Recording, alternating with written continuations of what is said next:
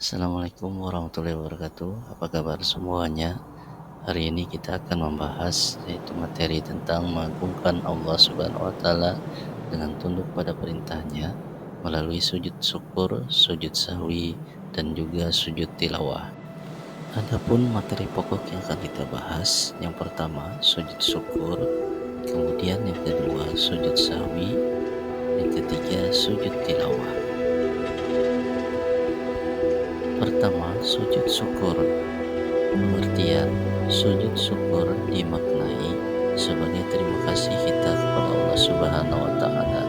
Sujud syukur dilaksanakan ketika seseorang memperoleh nikmat darinya dan terhindar dari bahaya.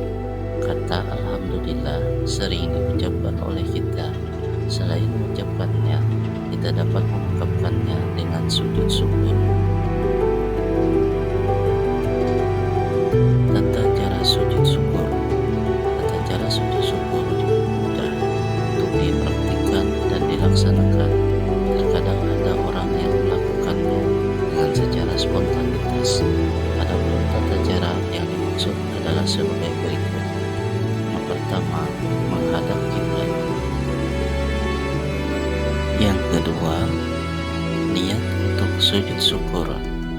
Nawaitu sujuda syukri sunnatan lillahi ta'ala. Artinya, saya niat melakukan sujud syukur sunnah karena Allah Ta'ala.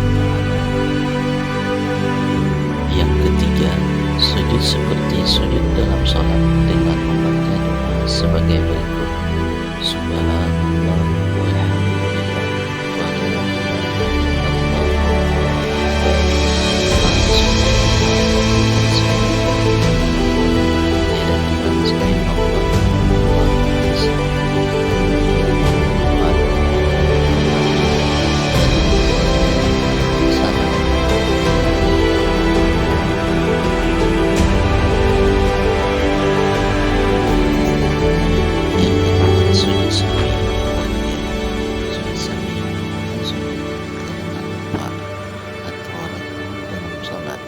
Sujud ini dilakukan 2 kali sebelum salam. Hukumnya adalah sunnah. Sujud sahwi dilakukan karena beberapa alasan. Di antaranya adalah lupa tidak melakukan salah satu rukun salat seperti ruku atau sujud. Yang kedua, ragu atau lupa jumlah rakaat. Yang ketiga, lupa membaca doa kunut bagi yang terbiasa membaca kunut. Yang keempat, lupa mengerjakan tasyahud awal. Yang kelima, kekurangan atau kelebihan jumlah rakaat. Seseorang harus segera berdiri dan melengkapi rakaat apabila ada yang mengingatkan bahwa rakaatnya kurang. Selanjutnya, ia melakukan sujud sahwi. Berikut ini tata cara melaksanakan sujud sahwi. Tata cara sujud sahwi sebelum salam. Pertama, setelah tahiyat akhir, innaka hamidum majid, Allahu akbar, melakukan sujud. Subhana man la yanamu wa la yashur, subhana man la yanamu wa la yashur, subhana man la yanamu wa la yashur. Kemudian bangun dari sujud, Allahu akbar. Kemudian melakukan sujud kembali. Subhana man la yanamu wa la yashur, subhana man la yanamu wa la yashur, subhana man la yanamu wa la yashur. Allahu akbar. Duduk tahiyat akhir dan mengucap salam. Assalamualaikum warahmatullahi. Assalamualaikum warahmatullahi. Tata cara sujud sahwi sesudah salam. Assalamualaikum warahmatullahi. Assalamualaikum warahmatullahi. Kemudian melakukan sujud. Allahu akbar. Subhana man la yanamu wa la yashur, subhana man la yanamu wa la yashur, subhana man la yanamu wa la yashur. Kemudian duduk sejenak. Allahu akbar. Kemudian sujud kembali. Allahu akbar. Subhanallah.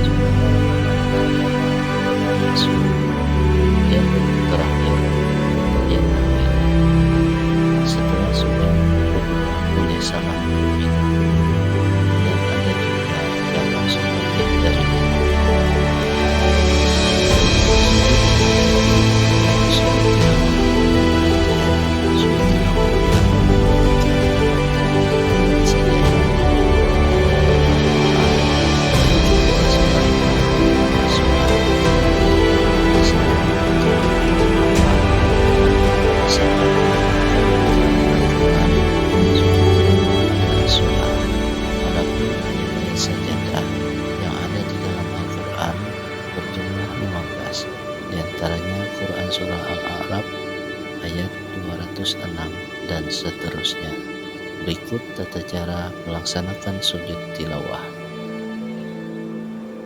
Tata cara sujud tilawah di dalam sholat. Sholat seperti biasa, namun setelah Al-Fatihah, apabila membaca surah pendek yang ada ayat sajadahnya, langsung melakukan sujud. Allahu Akbar. Sajada wajhiya lilladzi khalaqahu wa saqqahu sam'ahu wa basarahu bihaulihi wa quwwatihi. Kemudian langsung berdiri. Allahu Akbar. Setelah itu langsung berdiri melanjutkan sholat seperti biasa. Tata cara sujud tilawah di luar sholat. Ketika membaca Al-Quran dan terbaca ayat sajadah, kita tinggalkan Al-Quran kemudian duduk untuk bersiap melakukan sujud. Allahu Akbar. Kemudian sujud. Allahu Akbar. Sajada wajhiya lilladzi khalaqahu wa saqqa sam'ahu wa basarahu bihaulihi wa quwwatihi. Kemudian duduk. Allahu Akbar. Duduk sejenak, kemudian mengucap salam. Assalamualaikum warahmatullahi wabarakatuh. Assalamualaikum warahmatullahi wabarakatuh. Hikmah melakukan sujud. Manusia tidak boleh sombong dan angkuh walaupun punya kelebihan. Yang kedua, memahami bahwa setiap orang pasti pernah berbuat salah. Apabila seseorang mengakui kesalahan dan meminta maaf, maka kita hendaknya memberi maaf. Yang ketiga, manusia tempatnya sama berdosa, sehingga ketika melakukan kesalahan hendaknya segera meminta maaf. Yang keempat, lebih menghayati bacaan dan makna Al-Quran. Yang kelima, mendekatkan diri kepada Allah Subhanahu wa Ta'ala. Yang keenam, memperoleh nikmat yang telah diberikan oleh Allah Subhanahu wa Ta'ala. Yang ketujuh, memperoleh kepuasan batin berkaitan dengan anugerah yang diterima dari Allah Subhanahu wa Ta'ala. Yang kedelapan,